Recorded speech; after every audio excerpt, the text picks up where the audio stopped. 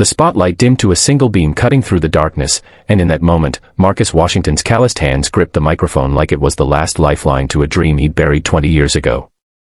What happened next would shatter everything the famous pop star Vivian Cross thought she knew about talent, humility, and the cruel games we play with other people's dignity.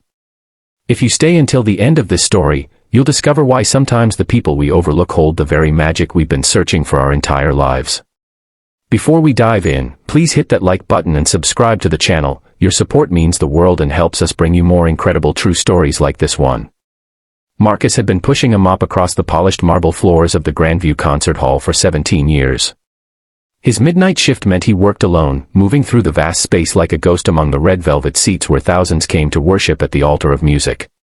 He knew every inch of that building, every acoustical sweet spot, every corner where sound gathered and bloomed into something transcendent.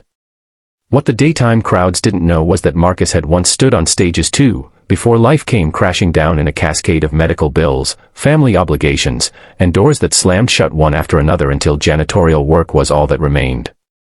He still sang though. Always when he thought no one could hear. His voice would rise up from some deep well inside him as he worked, filling the empty hall with runs and riffs that would have made gospel choirs weep. Marcus sang because he had to, because music was the only thing that made the weight of his unfulfilled dreams bearable, because in those solitary hours he could pretend that his life had taken a different turn. Vivian Cross was at the peak of her career, a pop sensation whose face adorned billboards across the country and whose voice dominated radio stations from coast to coast. She was beautiful, successful, and absolutely convinced of her own supremacy in every room she entered. Her current tour had brought her to the Grandview for 3 sold-out nights, and she treated the venue like her personal kingdom, making demands that sent staff scrambling and speaking to crew members like they were beneath her notice. On the second night of her residency, Vivian stayed late after the show, unsatisfied with the monitor mix and insisting that her sound engineer run through adjustments until well past 2 in the morning. She was standing on stage, imperious in her designer rehearsal clothes, when she heard it, a voice rising from somewhere in the building's depths. She froze mid-sentence, her head tilting as the sound grew stronger. Someone was singing an aria from Puccini's Tosca, and singing it with a power and emotional depth that made her skin prickle. Vivian followed the voice through the backstage corridors until she found its source. Marcus was in the orchestra pit, cleaning up discarded programs and plastic cups, completely lost in the music pouring from his throat. His eyes were closed, his weathered face transformed by whatever internal world the song had opened up inside him. For a moment, Vivian simply stared, caught between shock and something darker she couldn't quite name. When Marcus opened his eyes and saw her watching, the song died in his throat. He straightened up quickly, embarrassment flooding his features. "I'm sorry, ma'am. I didn't mean to disturb you. I thought everyone had gone home." Vivian's expression shifted, a cruel amusement replacing her initial surprise. She'd been raised in a cutthroat industry where showing weakness meant getting devoured, and she'd learned to strike first, to diminish others before they could challenge her position at the top. "That was quite a performance," she said, her voice dripping with mockery. "Tell me, do you often pretend you're an opera star while you're taking out the trash?" Marcus's jaw tightened, but he kept his eyes down. "Just helps pass the time, ma'am." "I'll keep it down." "No, no," Vivian said, climbing down into the orchestra pit with predatory grace. "I think we should hear more. In fact, I insist." She pulled out her phone and fired off a text. Within minutes, her manager, sound engineer, and several members of her entourage appeared, drawn by her summons and curious about what could require their presence at such an hour. "Ladies and gentlemen," Vivian announced with theatrical flourish, "I've discovered our hall's hidden talent. This is..." She paused, making a show of reading Marcus's name badge, Marcus.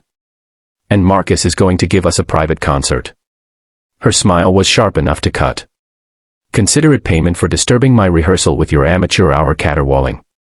Marcus's hands tightened around the handle of his mop. He could feel the weight of their stares, could sense the setup in Vivian's words. He'd spent enough years being invisible to recognize when someone was trying to humiliate him for sport. "I'm just here to do my job, ma'am. I need to finish cleaning so I can move on to the other sections." "Oh, but I'm insisting," Vivian said, and there was steel beneath her honeyed tone. "Unless you'd prefer I speak to your supervisor about employees who waste time play acting instead of working." She turned to her manager. Pull up that karaoke track of Nessun Dorma.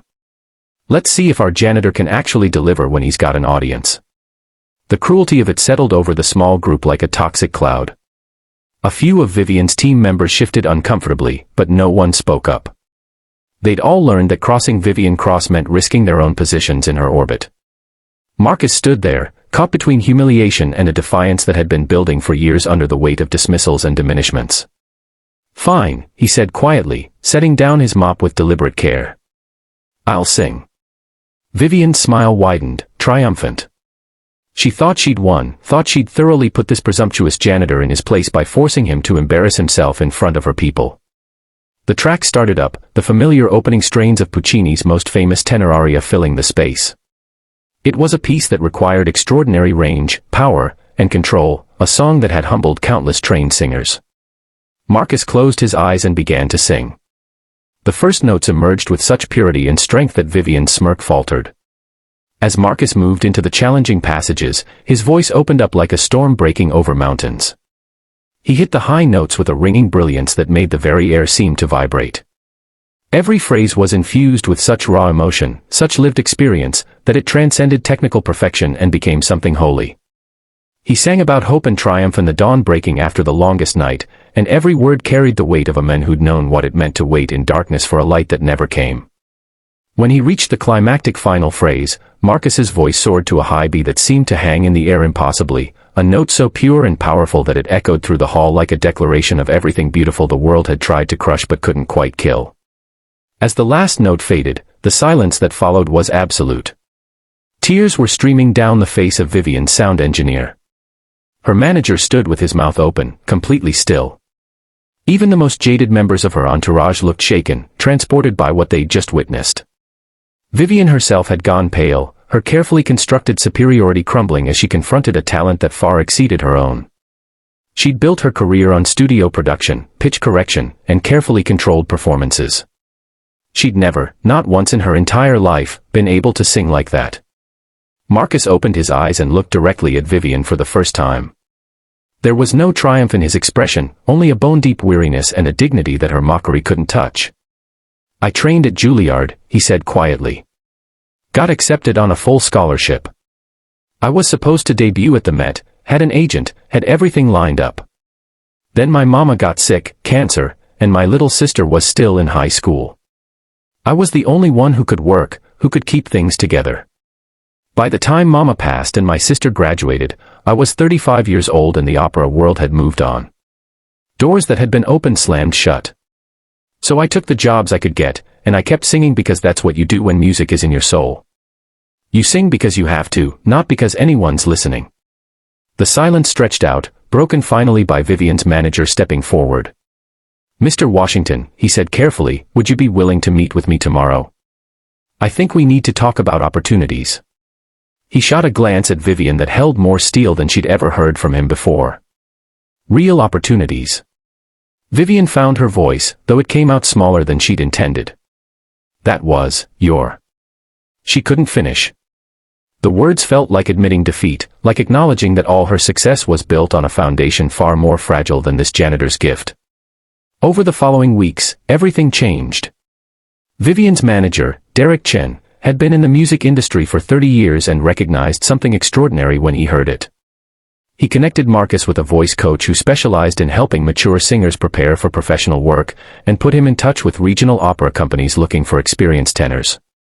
Word spread through musical circles about the janitor with the golden voice, and Marcus found himself fielding calls from people who wanted to hear him sing, to work with him, to give him the chances he'd thought were gone forever. Vivian watched it all unfold with complicated emotions. The viral video that someone had recorded that night, Marcus singing while she stood there stunned into silence, had done something unexpected. Instead of destroying her reputation, it had sparked conversations about humility, hidden talent, and the way we treat people we consider beneath us. Her label gently suggested that she might want to address it publicly. 3 months later, Vivian stood at a press conference, Marcus beside her. She'd spent weeks wrestling with her ego,